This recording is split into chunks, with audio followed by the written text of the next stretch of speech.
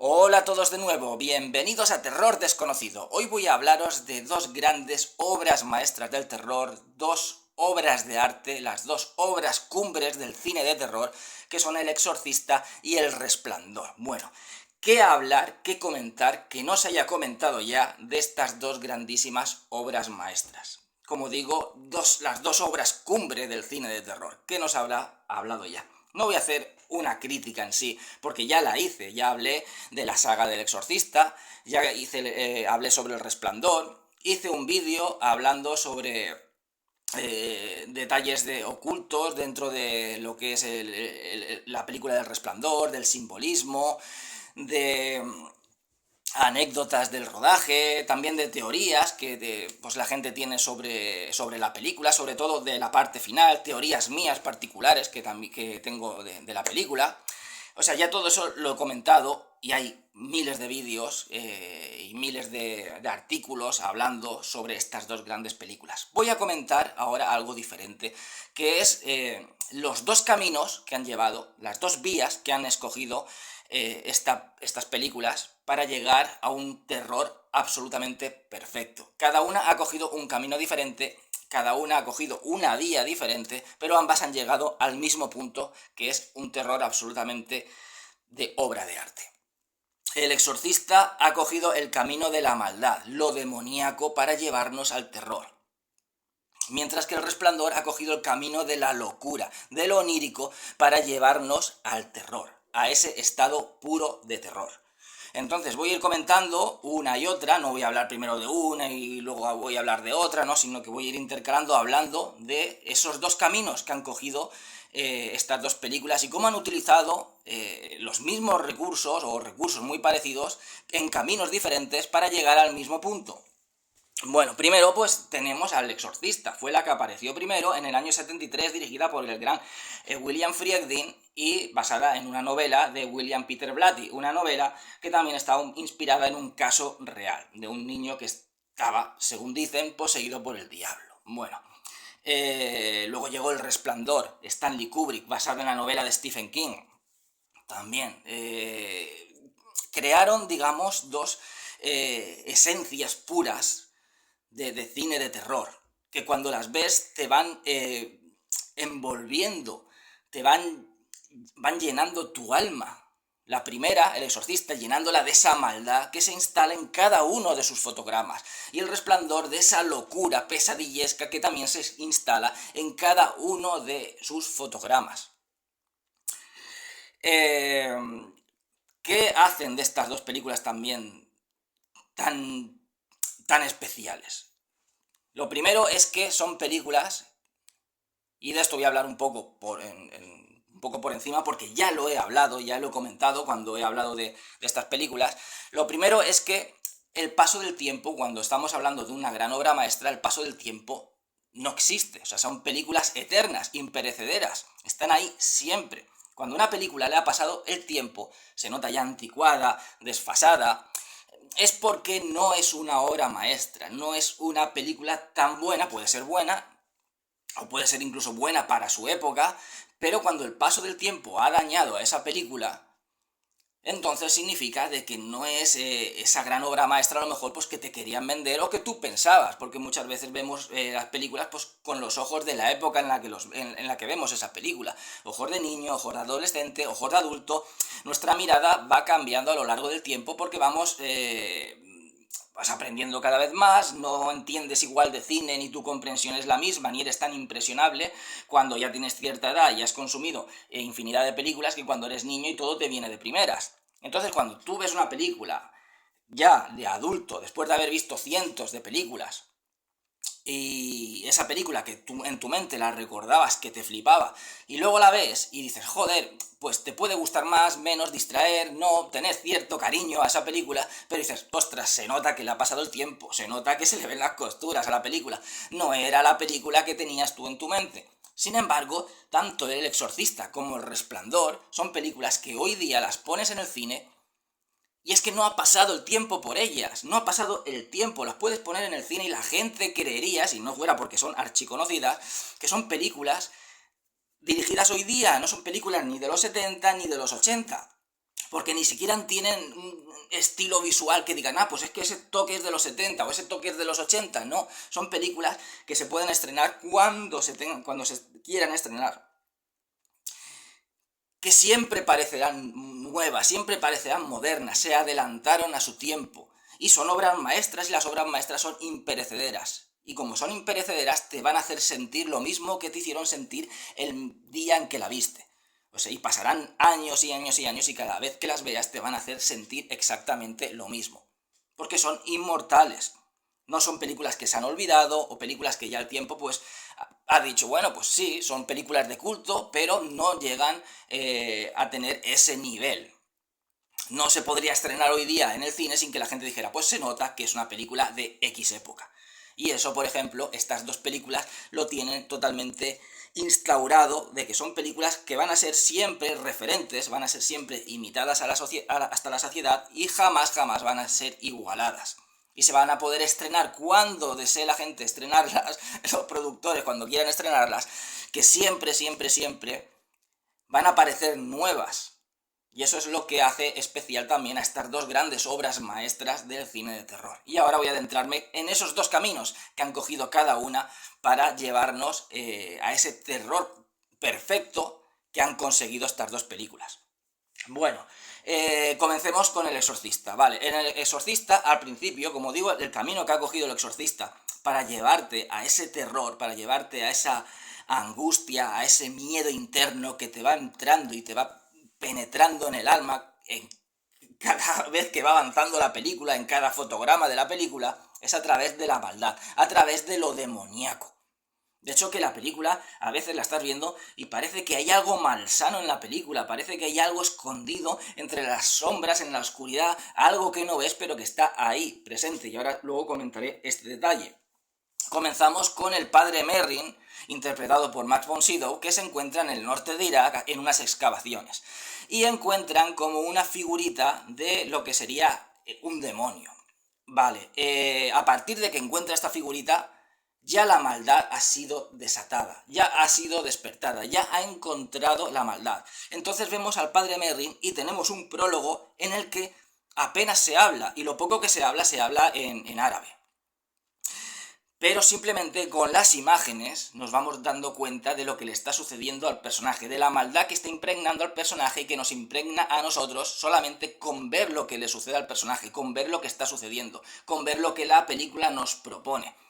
Empieza cada vez a encontrarse peor, más débil, y parece que lo que le envuelve empieza un poco a convertirse en algo como malsano, en algo sucio, como que la maldad se está apoderando de él. Algo ha cambiado, algo no está igual desde que ha encontrado esa figurita. Cuando al final llega a donde se encuentra esa estatua de ese demonio, que en la primera nunca se dice que es Pazuzu, de hecho que en el exorcismo se habla del diablo, de lo que es Satanás, del príncipe de las tinieblas. Luego ya en la segunda, pues nos hablan de ese demonio Pazuzu, que sería la representación de esa figura, pero en ningún momento te lo dicen en la primera película. Pero sí que es cierto que si luego conocemos, a partir de la segunda, o nos hemos enterado pues por internet o lo que sea, de que ese demonio es Pazuzu, pues recordemos de que Pazuzu es un demonio de la mitología sumeria y es el demonio del viento. Entonces, en el momento en el que él se encuentra en ese lugar donde está el demonio, ahí está instaurada la maldad. De hecho, que hay una representación visual en la lucha de un perro blanco y un perro negro. El perro blanco representaría el bien y el perro negro representaría el mal.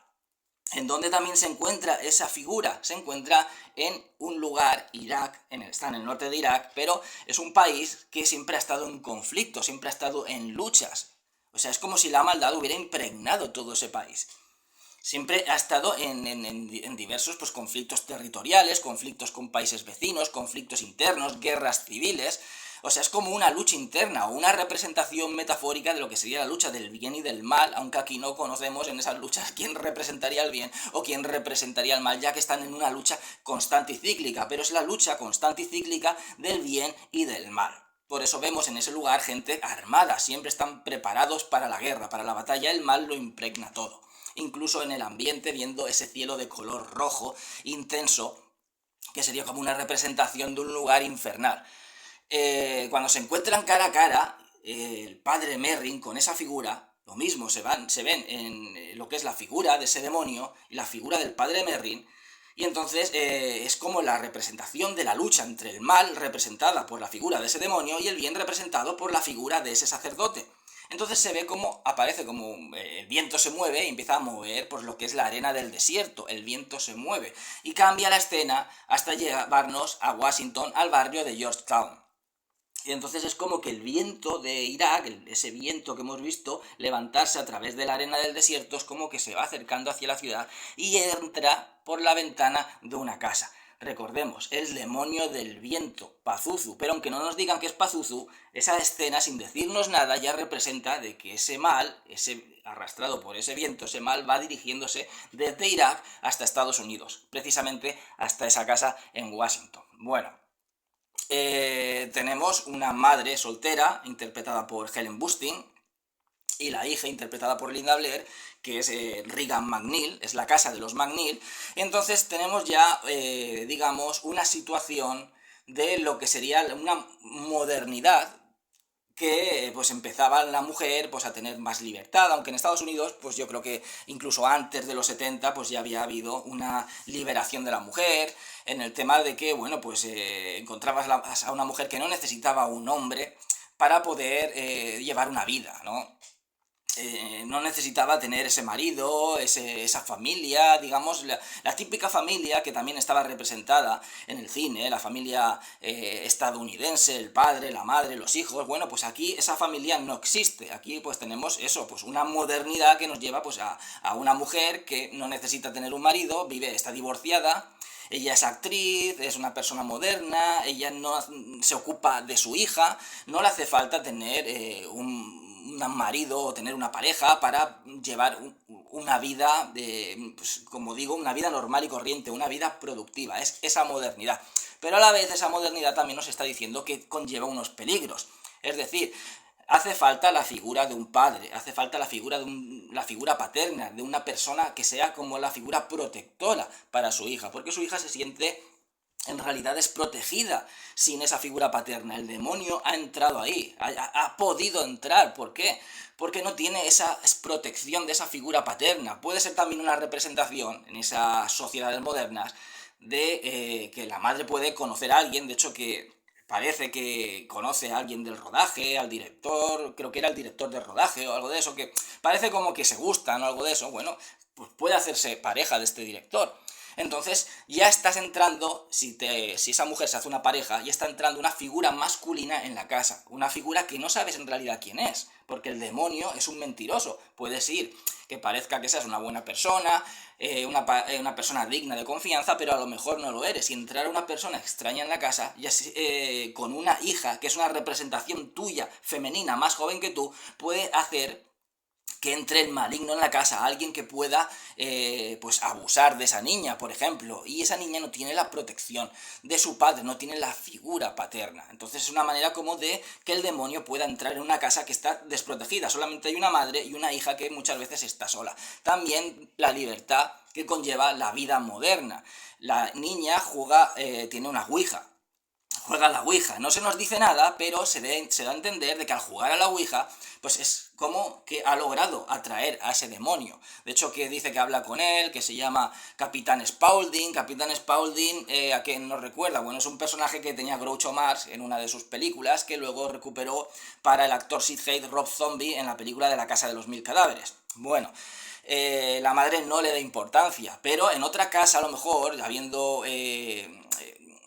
teniendo, digamos, también te hace ver como que la gente moderna las creencias religiosas las tiene un poco apartadas. Esa educación que quizás, y yo no soy una persona religiosa, pero quizás la religión en las familias que están unidas haya otorgado a sus hijos, pues en una de esas familias lo hubieran quizás, no sé, echado el sermón a la niña, ¿no? Porque está jugando con un objeto pagano, un objeto, aunque no sea religioso, pero es un objeto que, no sé, puede dar mal augurio, y es simplemente el hecho de querer jugar a un juego que se supone que te hace hablar con espíritus, con gente que ha muerto, pues es algo macabro y malsano para una niña. Sin embargo, la madre no le da importancia, es una vida moderna y no le da importancia. Él no cree en esas cosas y le da igual que la hija juegue a un juego que es una especie como de ritual para invocar a los muertos. Igual que de las primeras veces que la lleva al médico, cuando empieza Regan a encontrarse mal, el médico le dice que, bueno, que ella ha insultado al médico, que le ha dicho que le toque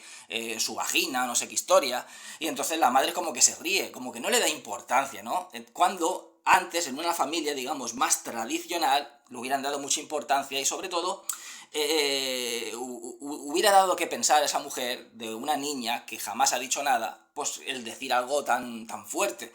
Pero es como que es una mujer moderna, no le da importancia a eso, lo ve como un acto a lo mejor de rebeldía. Esos signos del demonio significa que, y de la maldad, que puede entrar dentro de las personas de una manera más fácil y hacer que la gente no se dé cuenta en épocas más actuales que en épocas pasadas, cuando la gente tenía un concepto de la religión más arraigado, de la familia, de la cultura, de la educación, y ya cuando esa modernidad pues entró en la sociedad, divorcios, pues mujeres que crían solas a sus hijos, que trabajan, que no tienen mucho tiempo pues para prestar atención a los hijos, que no le dan importancia a ciertas cosas, entonces, quieras o no, pues al final hace que el demonio pueda entrar más fácilmente y que sobre todo no te des cuenta de que esa maldad o que algo raro está sucediendo. Tardas más en darte cuenta, igual que de una enfermedad mental, tardas más en darte cuenta si apenas estás en casa y si no das importancia a ciertos detalles, que bueno, como eres una persona moderna, aunque haya dicho esta palabrota, pues será por la edad, o sea que, bueno, puede ser que sea por eso, pero también puede ser que haya un motivo mayor, puede ser que haya un trauma, que esté desarrollando algún tipo de problema mental, o algo que no funciona bien, pero hasta que no pasa el tiempo y le ves las orejas al lobo, entonces es cuando no te preocupas. Y está muy bien en la película de que enseguida no toquen el tema religioso y de que la persona afectada, en este caso esta niña, no viva en un seno religioso, que enseguida hubieran tirado por que está poseída o algo malo le pasa y llamar a un sacerdote o lo que sea, no, es una familia moderna y hace que también el espectador se involucre más en la trama, porque podría pasarte a ti, si te pasara a ti, tú actuarías igual que esa familia. Lo primero que harías sería llevarla al médico, al ver que se encuentra mal, del médico a los psicólogos, y cuando ninguno tiene explicación, que es lo que la película hace, cuando ya nadie puede darte una solución y tú ves que cada vez tu hija está peor, entonces es cuando ya la acudes, pues como modo de la última respuesta, pues acudes ya a la iglesia, acudes ya pues a una solución sobrenatural, cuando ya tienes un mal en tu cuerpo, una enfermedad y los médicos ya no saben qué hacer, ya no te pueden curarte, pues llegas a un curandero, pues a ver, ¿no? Depositaré mi fe, a ver si esto me puede ayudar. Ya un poco al final, hasta cuando no tienes más remedio, te vuelves creyente. Te hace ver una sociedad que solamente va a creer cuando no tenga más remedio. Pero incluso la iglesia tampoco acepta el tema del exorcismo de buenas a primeras. De hecho, que van como pasándose la pelota. No saben qué hacer con Regan, no saben qué es lo que le pasa. Lo más normal y lo que todo el mundo va a pensar es que tiene un problema mental. Pero cuando ya todo está visto, cuando ya todos los psicólogos han hecho 1000 historias, los psiquiatras han hecho 1000 historias, se le han hecho mil pruebas, ¿qué van a hacer? La ciencia jamás, es como una lucha también la película, entre ciencia y religión, ciencia y religión. La ciencia al final no va a aceptar nunca de que sea algo sobrenatural, nunca va a aceptar a la religión, pero sí que va a decir que como modo de placebo pueden hacerle creer de que está poseída y a lo mejor pues un ritual puede despejarle de esa paranoia quizás de pues pensar que tiene esa personalidad demoníaca en su interior. Y esto sucede en la vida real. Se hacen exorcismos a modo de placebo, falsos exorcismos, para hacer creer a gente muy religiosa o gente que cree de algún modo de que tiene el diablo dentro, pues para que se calme, para que piense que está liberada y así los psicólogos puedan hacer mejor su trabajo. Pero incluso la iglesia es como que la vuelve a derivar porque no pueden hacer un exorcismo si realmente no está poseída. Y ellos mismos, que son la propia iglesia, no creen que esté poseída y la van derivando a los psicólogos. Y es como que la pelota va saltando de un lado a otro. Y entonces la película juega muy bien con ese tema de la maldad que está poco a poco creciendo y que nadie puede hacer nada. ¿Por qué? Se ha instalado sin que nadie se dé cuenta. Han tardado tiempo en darse cuenta. Han normalizado mucho ciertos actos. Han normalizado mucho ciertos elementos que están relacionados con la maldad. Cuando esa maldad ha aumentado, cuando al final ya te ha estallado en la cara, es demasiado tarde y ya nadie sabe qué hacer. No están acostumbrados a eso, a ese nivel de maldad. Están acostumbrados a aquello que tiene una explicación directa y no la encuentran. Entonces aquí vamos viendo que la película se va impregnando poco a poco de esa maldad. Las actuaciones ayudan muchísimo, cómo sufre esa madre por esa niña, cómo poco a poco todo se va impregnando de esa oscuridad. Y también el padre, lo que es el personaje del padre Carras, pues, es un cura que está perdiendo la fe. El personaje interpretado por Jason Miller, que por cierto se lo iban a dar a Marlon Brando, pero lo rechazó, es un personaje que está perdiendo la fe. ¿Por qué? Porque lo primero es un psicólogo sacerdote. Entonces él está entre los dos mundos. Está en el mundo de la religión, de las creencias, y está en el mundo también de la ciencia, en el mundo de la psicología, en el mundo de la mente. Entonces, él mismo está viendo pues que su madre está enferma, él no puede cuidarla. Al final la madre no tiene más remedio que llevarlo a un centro. Cuando llega a ese centro ve lo mal que están. En ese centro es un centro como de gente perturbada y ve a la madre ahí que está sufriendo. La madre le dice, ¿por qué me has traído hasta aquí? ¿Por qué me has hecho esto? Me has dejado sola. Un hijo, un sacerdote, un siervo de Dios y ha dejado a su madre ahí porque no tenía más remedio. Y cuando no hay dinero suficiente, pues tienes que mandarla pues al lugar que sea más económico o algún centro social que se ocupen de gente mayor. Ahí está.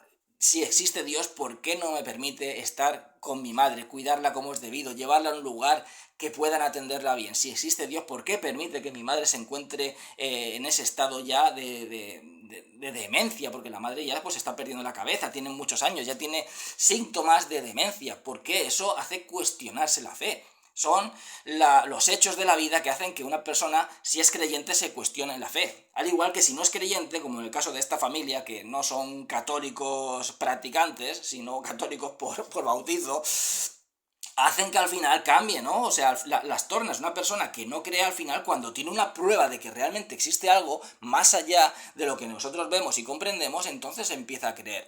Pero si no existe ninguna prueba y una persona que crea, si pasa lo contrario, una persona que crea no ve ninguna prueba de que pueda existir algo más, y todo al final se basa en una realidad dura y cruda en la que te das cuenta de que estamos solos y que solamente importa los actos que nosotros hagamos, cómo los hagamos y si podemos hacerlos o no. O la misma vida te obliga a hacer algo que no quieres hacer porque no puedes hacerlo. Como es el caso de este hombre que al final no puede atender a la madre, no puede llevarlo a un sitio mejor.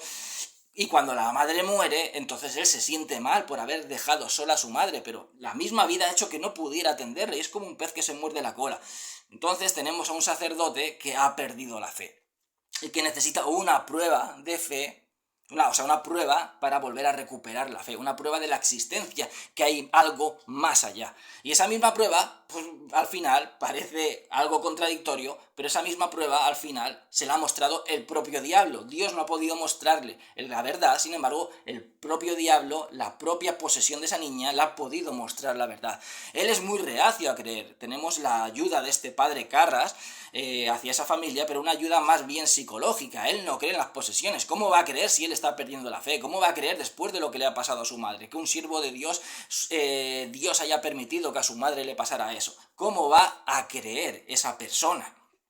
Sin embargo, poco a poco al final esa posesión va haciendo que al igual que la madre de esa niña esté ya creyendo, también creyendo porque no le queda otra explicación que no sea aquello que sí que están ya viendo sus ojos, aquellos elementos sobrenaturales. Si esa mujer que no tenía fe ahora la está teniendo, aquella persona que sí que ha tenido fe no tiene más remedio, por mucho que su mente quiera negarse, a creer realmente de que esa niña está poseída. Entonces al final es una película que hace que recuperen la fe, aunque muchas personas en su día decían que era una película anticristianos, anticatólicos, una película totalmente demoníaca. Es una película totalmente demoníaca, sí, pero es una película que hace que al final demuestre que el mal mismo puede hacer que una persona tenga fe para combatir ese mal. El padre Karras recupera la fe y, por supuesto, la madre de Regan, pues también al final llega a creer porque lo está viendo con sus propios ojos. Esa no es mi hija, eso es un demonio, no es una doble personalidad, eso es un demonio. Es decir, yo podría ver a mi hija y una doble exactamente igual que mi hija y sabría quién es mi hija. Entonces esa maldad la vamos viendo a través de toda la película, a través de todo, de cada uno de los fotogramas. ¿Cómo? Bueno, lo primero, a través de la luz, a través de los colores. Cuando al principio la película es luminosa, los personajes van vestidos con colores llamativos, todo es alegre, pero poco a poco todo se va apagando, los colores se van apagando.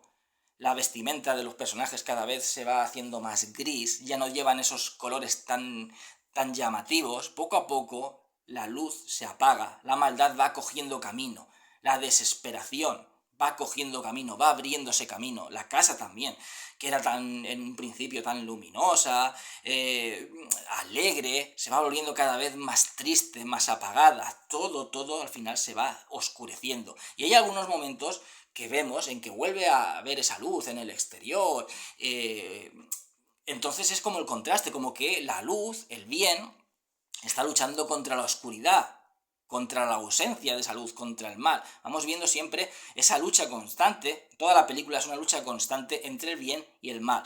Entre el mal intentando hacer que el bien desaparezca, entre creer y no creer, o sea, es una lucha constante durante toda la película. En la parte de abajo de la casa, por ejemplo, hay un poco más de luminosidad que en la parte de arriba, es decir, aún se conserva algo de bien, aún la lucha, el bien, está intentando luchar contra el mal. La parte de arriba está totalmente impregnada del mal. Donde está la habitación de Regan es otro mundo, es el mal personificado.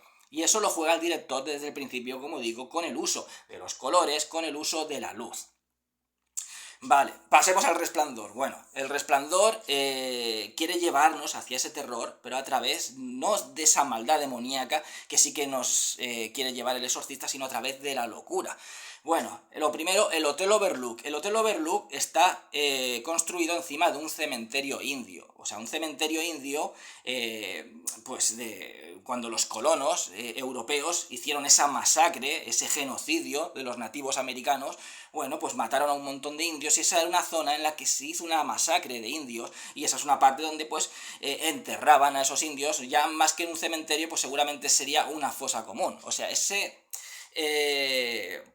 hotel está levantado encima de un lugar donde se ha cometido un genocidio, pero ya no solo eso, sino que es un lugar en el que también muchos colonos pues tenían que pasar ahí los inviernos, se producía lo que llamaban la fiebre de las cabinas, hacían que se volvieran locos por la soledad, por estar tan aislados. Luego también han habido casos en los que la falta de alimentos han hecho que recurrieran al canibalismo y a tener que comerse a otros compañeros que han muerto. O sea, son situaciones de violencia y son situaciones de locura. Un genocidio es una auténtica locura. La fiebre de las cabinas es un hecho que hace que las personas enloquezcan. Y luego también pues el tema de llegar a recurrir al canibalismo, a comerte a otra persona, es algo que al final trastorna a una persona, rompe su mente, la enloquece.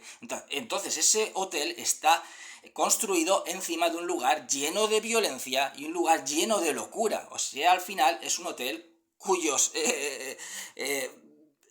pasillos, habitaciones, estancias, cada recoveco de ese hotel es una pura locura. De hecho que la construcción del hotel es una construcción de locura, parece un laberinto, la misma representación del laberinto que está afuera, el laberinto de Setos, pues lo mismo, ese hotel es un laberinto, es una locura, y a partir de que entras en él, entras dentro de ese mundo de locura, ese mundo que está trastornando la mente de Jack Torrance, está convirtiéndola en un laberinto. Pasillos interminables, pasillos que no llevan a ningún sitio, ventanas que no deberían estar ahí, sin embargo hay una ventana. O sea, cualquier persona que pueda entender medianamente de arquitectura sabe que es un lugar imposible. O sea, esas estancias de ese hotel esas habitaciones, esos lugares son imposibles, imposibles. Nunca llegas a ubicarte bien en el hotel, nunca llegas a saber bien dónde se encuentra cada estancia. Parece que las estancias van cambiando de sitio como si fuera un cubo de Rubik, es todo una locura. Porque también el hotel, digamos que divide los dos mundos, el mundo real, de los vivos, y el mundo sobrenatural, el mundo de los fantasmas. Entonces las reglas de este mundo no funcionan igual dentro de ese hotel, ya que esa pared que separa los dos mundos está rota.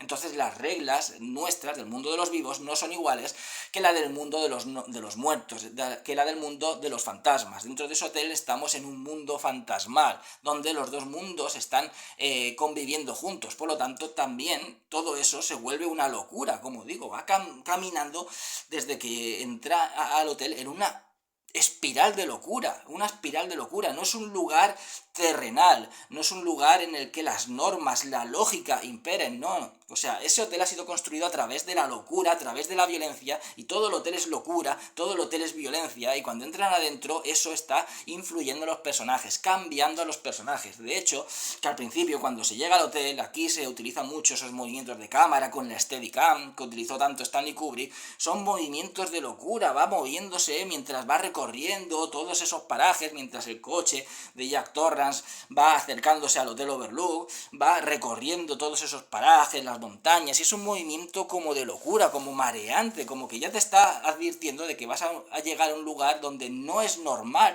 que existan esos movimientos, porque no estamos viendo unos movimientos normales de que la cámara va siguiendo al coche, de que le hace un plano cenital, que se lo hace. No, son movimientos como de la auténtica paranoia, de locura, de montaña rusa, y eso es lo que nos vamos a encontrar. Precisamente, ¿qué recursos utiliza para llevarnos a esa locura Stanley Kubrick? Pues lo primero, como digo, la representación del hotel, arquitectónicamente, la representación de un hotel imposible. De un hotel que parece un laberinto, de un hotel que, pues si un arquitecto lo viera diría, esto es imposible que sea así, esto es imposible de que ese pasillo haya llegado a este sitio, es imposible de que haya una ventana, es imposible ubicar las estancias, ¿no? No, arquitectónicamente no es normal ese lugar, es todo un caos que es lo que busca introducir en la mente, también a través de la banda sonora, y aquí también me vuelvo al Exorcista. La banda sonora del Exorcista es una banda sonora demoníaca, una banda sonora incluso a veces sobre todo cuando Regan está poseída y habla con esa voz y se escuchan incluso como chillidos de cerdos, de chillidos grabados de cerdos en mataderos que mataron. Eso se está escuchando de fondo mientras ella habla con esa voz demoníaca. Todo eso, unido con la banda sonora, nos impregna de un ambiente absolutamente demoníaco y maligno. La banda sonora del Resplandor es absolutamente una locura, una pesadilla, esa banda sonora que va acompañando cada escena. Incluso en una escena en la que estén los personajes parados sin hacer nada, esos planos absolutamente perfectos, perfectamente encuadrados, junto con esa banda sonora, hace que veas que hay algo malsano en ese hotel. Has entrado dentro de un mal sueño, dentro de una pesadilla. Y esa pesadilla impregna toda la película, esa locura impregna toda la película, cada fotograma de la película. También la utilización de los colores, lo mismo que en la película del Exorcista, aquí también utilizan los colores para llevarnos a esa locura de los personajes, a esa locura que nos quiere sumergir el Resplandor. Lo primero, al principio vemos estancias de la casa con colores azulados, colores verdosos, todo está tranquilo. La vestimenta de Jack Nicholson, que sería como el eje de la locura y de la violencia de ese hotel, pues lo vemos con una camiseta verde, con una camisa azul. Son colores pues de tranquilidad, ¿no? De momento no está pasando nada. Poco a poco la progresión de esa locura va a ir cambiando ya esos colores. Ya vamos viendo estancias con colores rojos. El color rojo simboliza la violencia, simboliza la sangre. Ya Jack Nicholson empieza a ponerse camisas de color rojo, una chaqueta de color rojo, encima de la camisa azul. O sea, el color rojo, la violencia. Y es un personaje que se está trastornando, la violencia está aumentando dentro de él cada vez más, la locura lo está invadiendo y esa locura va a llevarle a una violencia extrema, a la misma locura y violencia en la que se ha construido el hotel. Todo ese hotel es locura y es violencia, y esa locura y violencia van a estar representadas por Jack Torrance. O sea, ese hotel al final va a ser, Jack Torrance va a ser un reflejo de ese hotel, un reflejo físico de esa locura y la violencia de ese hotel. Entonces vemos escenas realmente terroríficas. La conversación que tiene Jack Nicholson con su hijo en la habitación es terrorífica, pero terrorífica. Te estás diciendo, madre mía, en cualquier momento lo engancha del cuello y le hace algo a ese niño. O sea, simplemente es una conversación, no lo está amenazando, pero la manera de mirarlo, la manera de cogerlo, ya estamos viendo de que la locura, esa violencia, está invadiendo su mente. Ya se está volviendo una persona inestable, una persona peligrosa. Y lo sentimos, sin que hagan nada malo, simplemente con la interpretación de Jack Nicholson, simplemente con esa banda sonora, con ese encuadre, con la utilización, el enfoque de la cara de Jack Nicholson, de la manera de mirar al niño, como digo, de la manera de cogerlo, ya estás viendo de que algo malo está sucediendo, ya la locura está impregnándote en una escena en la que simplemente hay un padre hablando con un hijo, pero no es una escena normal, es una escena que sin ser violenta es violenta, te incomoda, te hace que te sientas incómodo. Es una película que la estás viendo y estás incómodo, algo malsano hay, al igual que en El Exorcista hay algo demoníaco que te está envolviendo y estás sintiendo como algo malvado dentro de la película. Cada una lleva un camino diferente para crear ese horror perfecto. Bueno, la utilización, como digo, de los colores, también el hotel está afectando a la madre, o sea, en el Hotel Overlook está afectando principalmente, como digo, al eje de la violencia, al eje de la locura, que sería Jack Torrance, pero a Wendy también la está afectando, al personaje de Shelley Duvall la está afectando, y al niño también. Quizás el niño se salve porque tiene ese don especial que le dice Dick Halloran, que le llaman el resplandor. Bueno, pues quizás el niño pueda tener un salvoconducto, por eso es el personaje más peligroso al que los fantasmas, los elementos sobrenaturales de ese hotel inciden en el personaje de Jack Torrance para que acabe con el niño, porque quizás es el personaje más peligroso para el hotel, es aquel que ha despertado un poco y que puede ver toda la maldad que tiene ese hotel. Pero el personaje de Wendy también está siendo afectada, no con violencia, porque Wendy no es una persona violenta, igual que el niño tampoco es una persona violenta. Llega un momento en que el niño parece también influido por ese hotel, cuando escribe la palabra de Red Room y coge el cuchillo, empieza a mirar a la madre mientras duerme. Sin embargo, el niño no es una mala persona, igual que la madre. Entonces, por mucho que el hotel quiera influir en ellos, no puede hacerlo como sí que influye en Jack Torrance, porque Jack Torrance antes era una persona violenta. No es que fuera malo, pero estaba en un matrimonio en el que parece ser que no quiere mucho a su mujer, echa la culpa a su mujer de sus fracasos, ya que él quiere ser escritor, cuando en realidad el tipo es un vago que no hace nada más que jugar todo el día con la pelota, y se enrabia de no llegar al éxito cuando él no quiere trabajar para tener éxito. Y al final, pues toda esta gente que no tiene éxito, sin currárselo, le echa la culpa a los demás, que es lo más fácil y lo que hacen los vagos. Entonces tiene esa inquina con la mujer, parece que el haber tenido un niño, aunque quiera el niño, pues ha lastrado, según él, pues el haber podido triunfar. Entonces esa violencia, esa maldad, él también tenía problemas con el alcohol. El alcoholismo lleva a aumentar esa agresividad en algunas personas. Bueno, pues todo eso es aprovechado por el hotel. O sea, al final, la influencia del hotel sobre él, sobre la locura de Jack Torrance, es una locura más violenta y una influencia más violenta que la que puedan tener sobre Wendy o Danny, que no son personas violentas, que son buenas personas. Pero también esa locura va influyendo también en ellos. De nuevo, lo mismo, los colores. La habitación de Wendy se va viendo de un color amarillo. La vestimenta de Wendy también hay veces que se viste con colores amarillos. El amarillo simboliza la locura. Ya esto lo hizo Roman Polanski con La semilla del diablo. Primero llevaba colores pues, más vivos, Rosemary, y luego ya empezó a ponerse colores amarillos, el símbolo de la locura, de ese descenso a la locura que también tiene el personaje de Rosemary Busworth. Entonces todo, como digo, a través de los colores, a través de la iluminación, todo va derivando en la locura y la violencia en la película del Resplandor. ¿Veis? los paralelismos para llegar al mismo objetivo utilizan caminos diferentes. La luz, los colores en El Resplandor para llevar al camino demoníaco, a esa lucha del bien y del mal, y la luz, los colores para llevar al camino de la pesadilla y de la locura en El Resplandor. O sea, para llegar al terror a través de esa vía. Cada una ha elegido un camino y una vía diferente, pero ambas han llegado al final al máximo esplendor. Volvamos con El Exorcista. Cuando al final ya deciden hacer el exorcismo, va a hacer el exorcismo el padre Merrin, pero ayudado por el padre Carras. La llegada del padre Merrin, que por cierto es el póster de la película, es impresionante. Ver esa casa en un barrio urbano, cosa que también hace que sea terrorífico. O sea, ambas películas no transcurren en lugares donde una persona no se ve identificada, donde sea imposible que te pueda pasar. Como por ejemplo, Transilvania, un castillo con el conde Drácula. No es lo mismo, tú sabes que no vas a estar allí nunca.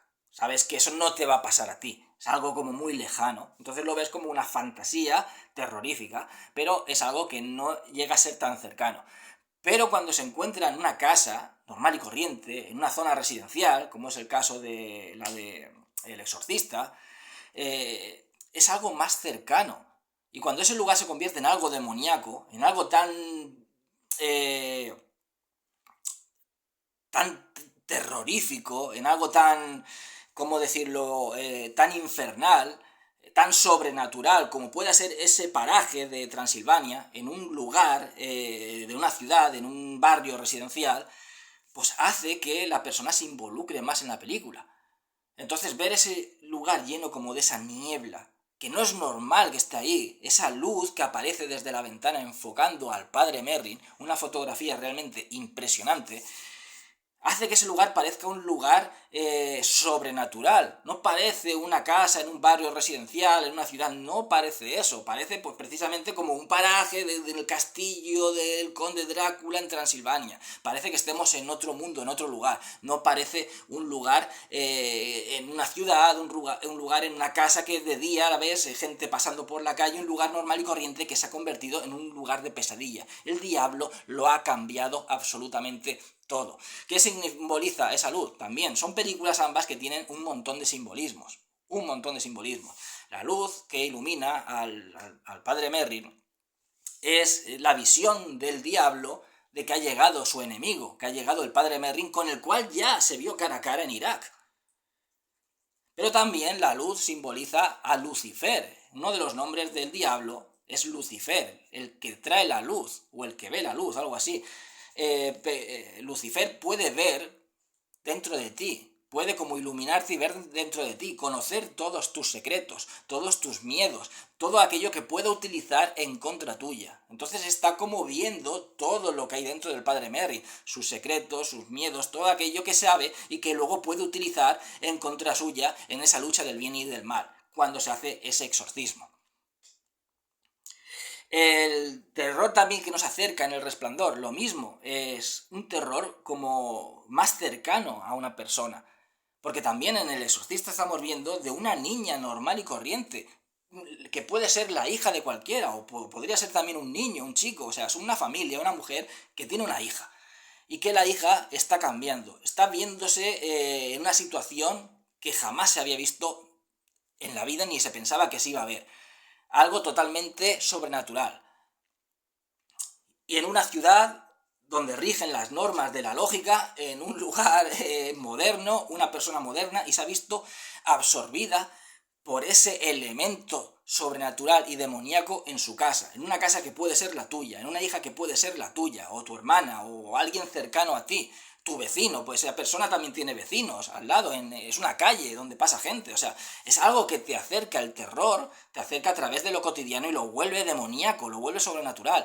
¿Qué pasa en El Resplandor? Lo mismo, el padre, un padre, ¿qué más terrorífico que un padre Es el protector, aquel que te tiene que proteger de todo mal, que es el propio enemigo, el propio agresor, el propio mal. Cuando está ahí cogido, por eso esa escena es tan terrorífica, cuando está hablando con Dani, es tu propio padre el que simboliza al enemigo, no el que te protege, no te tiene cogido para proteger, te sientes seguro con tu padre, no, sientes miedo, por eso le pregunta, ¿alguna vez nos harías daño? Siente miedo de su padre, es el enemigo, es el agresor, no tienes a nadie que te proteja, y no hay nada más peligroso que aquella persona que quieres, aquella persona que es la figura protectora, que sea tu propio enemigo. Eso es lo terrorífico. Aparte de estar viviendo en un lugar que se supone que es normal, una persona que viene, lo mismo, una ciudad, una familia, en un lugar que se está tornando cada vez más sobrenatural, que la locura lo está envolviendo todo. Entonces son dos terrores que son cercanos, cada uno a su manera, pero son cercanos al espectador. ¿Qué más? Acción-reacción también, en ambas películas. A veces a lo mejor voy mezclando y voy cogiendo cosas, pero bueno, porque es muy peleagudo y en mi cabeza suena todo bien, pero cuando lo hablo, pues a lo mejor no suena tan bien. Acción-reacción también. ¿Por qué las dos películas funcionan a la perfección para que las veas?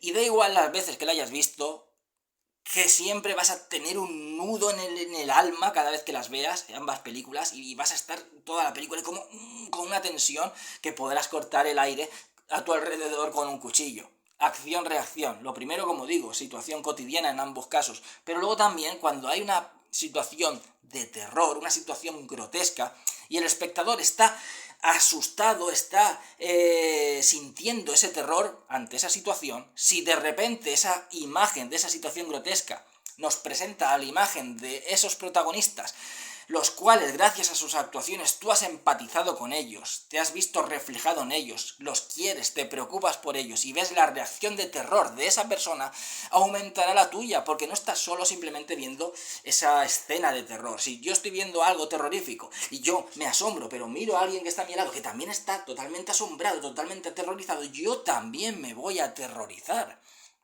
Aún más, o sea, ya estoy aterrorizado, pero me aterrorizaré aún más. Es un terror compartido que compartes con esos personajes. Acción, reacción, y eso lo tienen ambas películas. Cada vez que Regan pasa algo sobrenatural, algo demoníaco, vemos la imagen de su madre o de las personas que están a su alrededor, cómo se horrorizan igual que tú. Y eso pasa también en El Resplandor, cuando sucede algo sobrenatural, o el comportamiento de Jack Nicholson. Estás viendo el horror en los ojos de Wendy y en los ojos de Danny. Estás viendo el horror, acción, la escena terrorífica, la escena pesadillesca, la escena demoníaca, reacción tuya y reacción de los personajes, empatibilidad, compatibilidad de reacciones. Y eso hace pues que estas películas funcionen muchísimo mejor que con los sustos baratos que te puedan hoy día echar pum, pum, pum, pum, pum, 4 sustos baratos y ya está. No, esto es un nivel que está mucho, mucho más por encima, muy por encima. Bueno, simbolismos. Son películas que tienen muchos simbolismos, pero quizás el simbolismo, por ejemplo, del Exorcista sea como un terror más subliminal que lo que sería El Resplandor, que también lo tiene. El Resplandor tiene mucho simbolismo en cuanto, por ejemplo, pues el tema de objetos, por ejemplo. Vemos la máquina de escribir que tiene Jack Torrance, es la misma marca que utilizaban los nazis en los campos de concentración para el recuento de judíos y tal. O sea, es una máquina que se utilizaba para el genocidio judío. Estamos en un lugar que está sentado sobre un genocidio a los nativos americanos y esa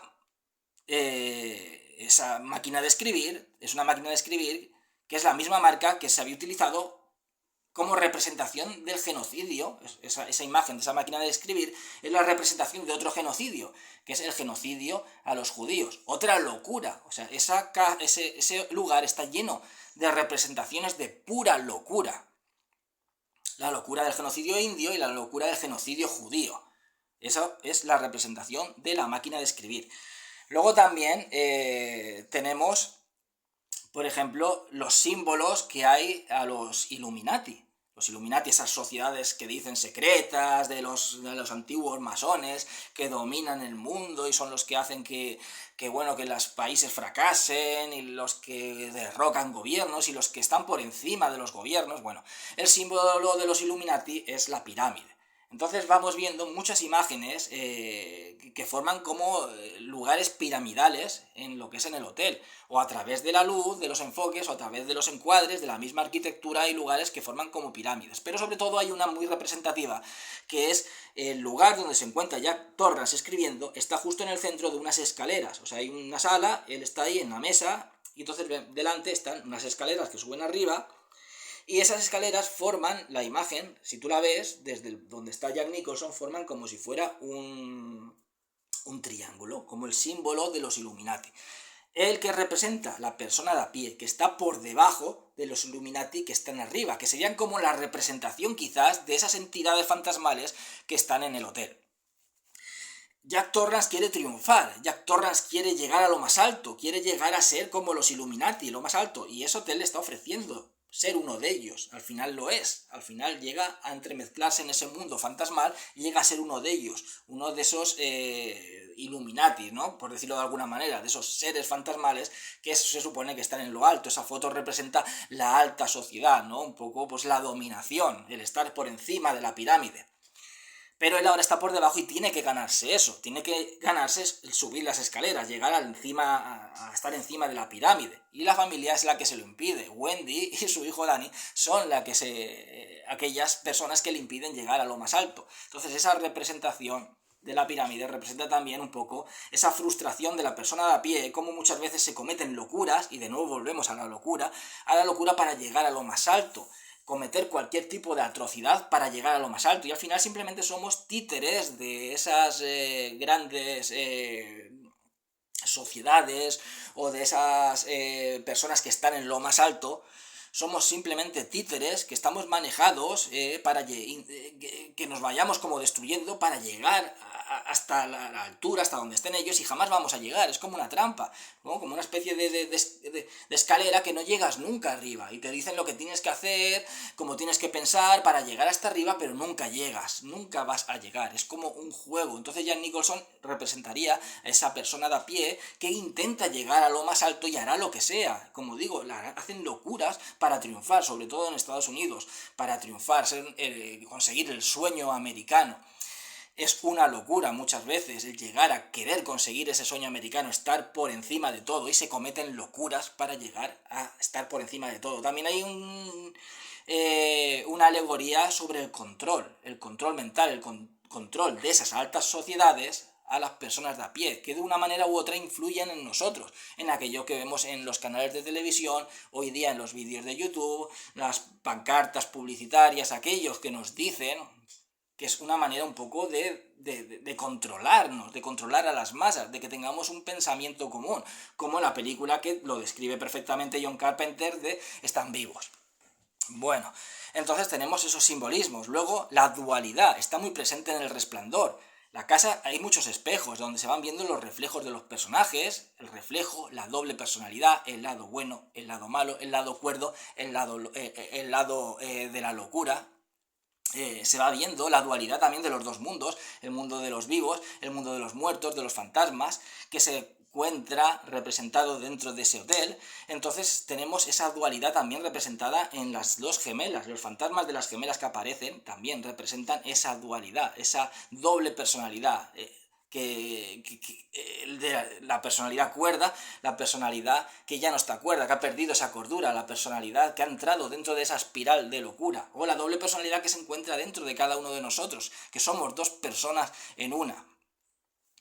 La persona o la persona que somos y la persona que quieren que seamos, ¿no? La persona que quieren sacar, que quieren que nos transformemos y convertirnos en otra persona. También, en una de las escenas que se encuentran las dos gemelas, tenemos detrás una pancarta que pone la palabra Monarch. Monarch era una especie de experimento social que se hizo para controlar a las personas. Por eso, y el símbolo de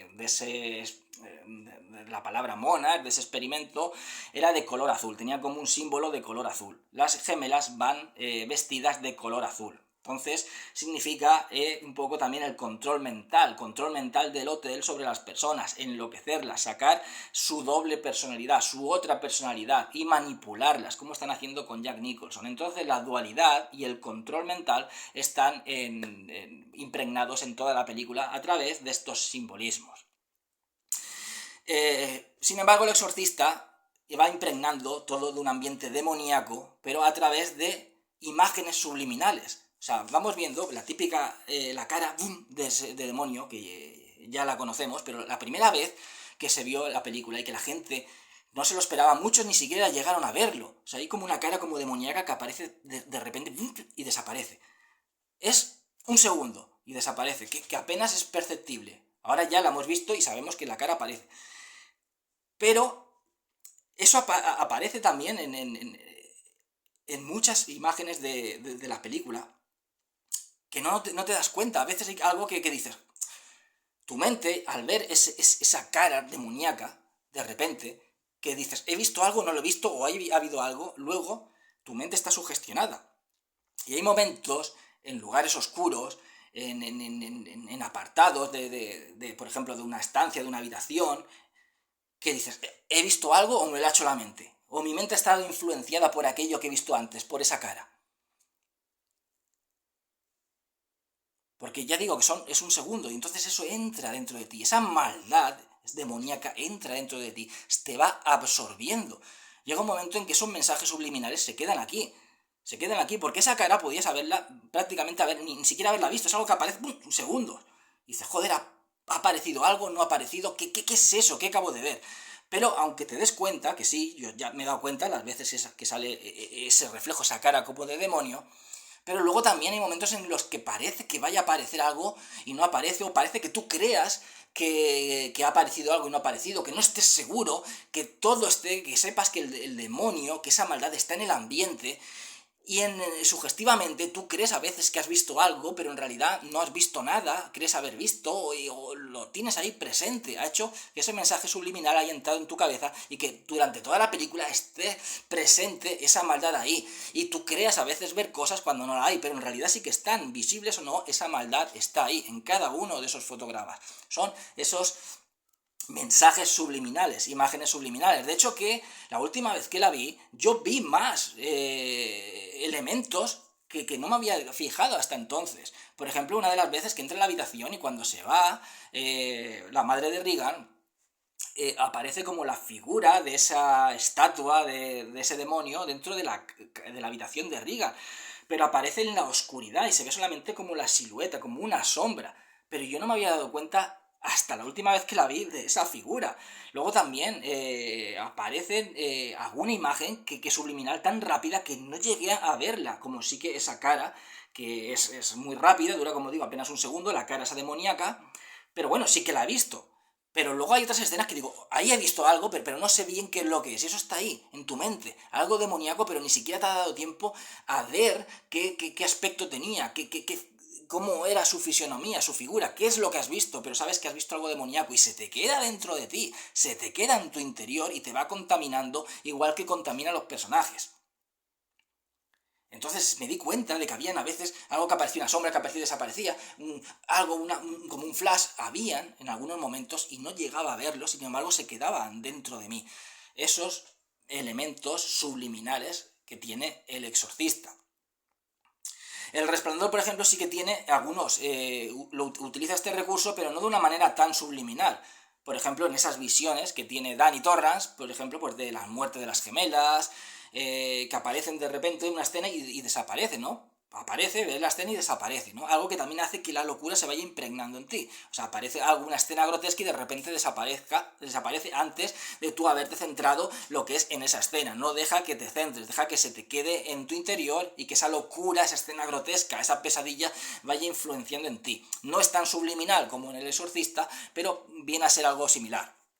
Como digo, todo son simbolismos en una película, elementos subliminales en la otra, todo para perjudicar tu mente, para entrar dentro de tu alma, para quedarse ahí dentro y agarrarse y no soltarte. Ya digo, caminos diferentes, un mismo objetivo.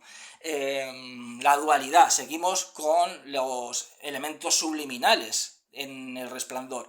Cuando está en el bar, pide una botella de Jack Daniels. Él es Jack Torrance y su hijo es Danny Torrance, Jack Daniels. ¿Qué significa? Lo mismo. ¿Por qué él se comporta así con su hijo? Antes de ir al hotel, él ya hubo una vez que agredió a su hijo. Una persona alcohólica, una persona frustrada. pues llegó a agredir a su hijo, aunque luego él se arrepiente. Pero puede ser también de que él haya sufrido abusos. Muchas personas que al final se comportan de manera agresiva con sus hijos, que se tiran al alcohol, es porque han sufrido abusos de sus padres.